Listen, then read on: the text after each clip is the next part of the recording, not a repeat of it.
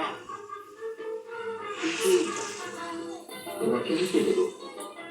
তুমি তো আমার আছো।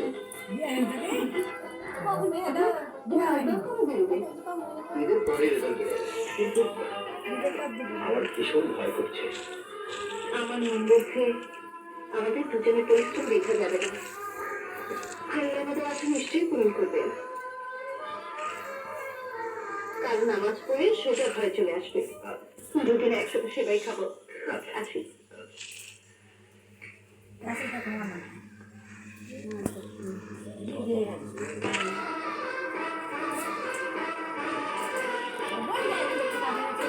বড় হবে বোনটা আসবে মুখ ঢেকে থাকবে ববিতে নাকি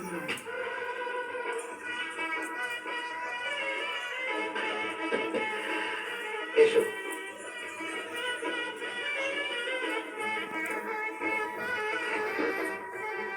ঈদ মোবারক। ঈদ মোবারক।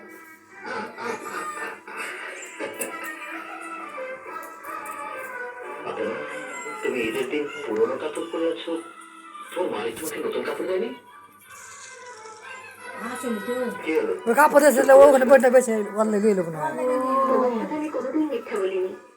আমার মালিক আমাকে একটা শাড়ি দিয়েছিল। দিয়েছিল? তবে সেটা পরবে কেন?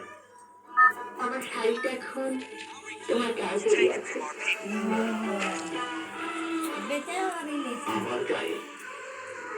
হ্যাঁ, আমাকে যে শাড়িটা দিয়েছিল সেই শাড়িটা কেটে আমি তোমার জন্য ঈদের পাঞ্জাবি বানিয়েছি।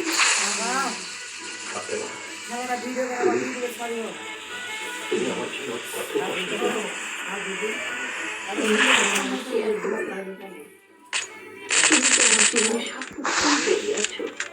তোমার মুখের হাসি আমার জীবনের আনন্দ, আমার জীবনের সুখ শান্তি। কিন্তু রয়ে গেছে, সে হলো তোমার পরিচয় শুধু তুমি আর আমার পরিচয় শুধু আমি। আমি চাই আমাদের দুজনের পরিচয়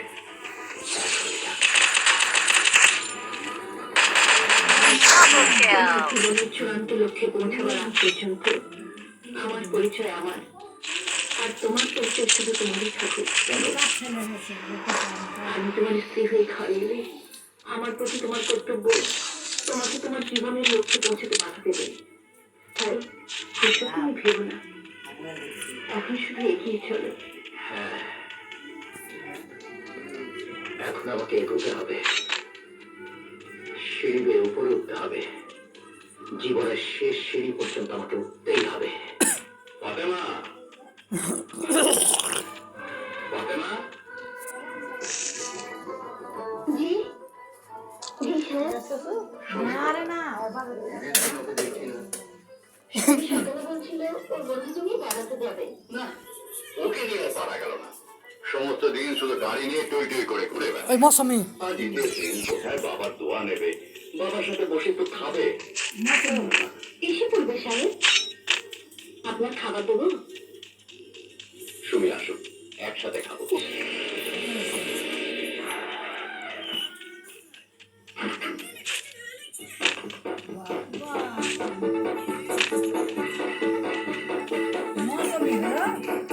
মৌসুম মৌসুমে খুব কষ্ট হবে আরে ও সাবানার কষ্ট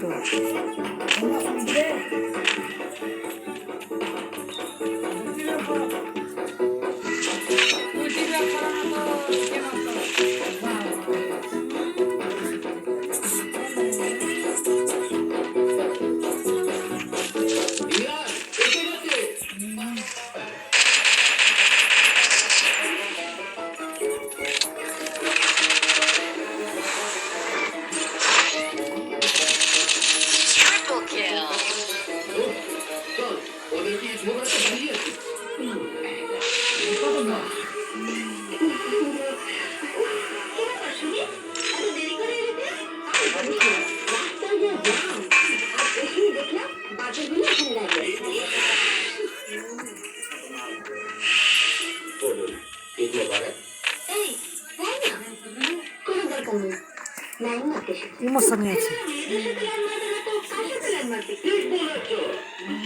তোমার ঈদ মোবারক বলছে যদি না বলি না বললে কিভাবে বলাতে হয় তা আমার জানা আছে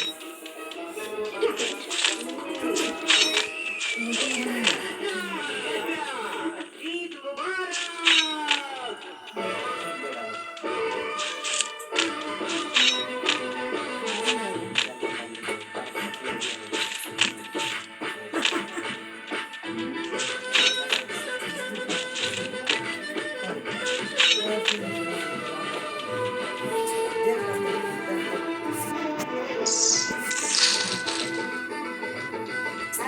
কি রে ভাই মা মিশে করতে চলে তো ভিডিও করছে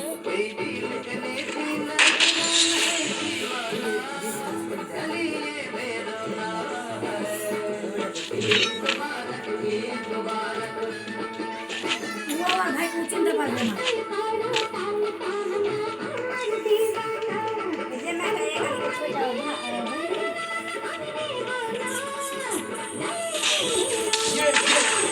Our enclave was taken from our people.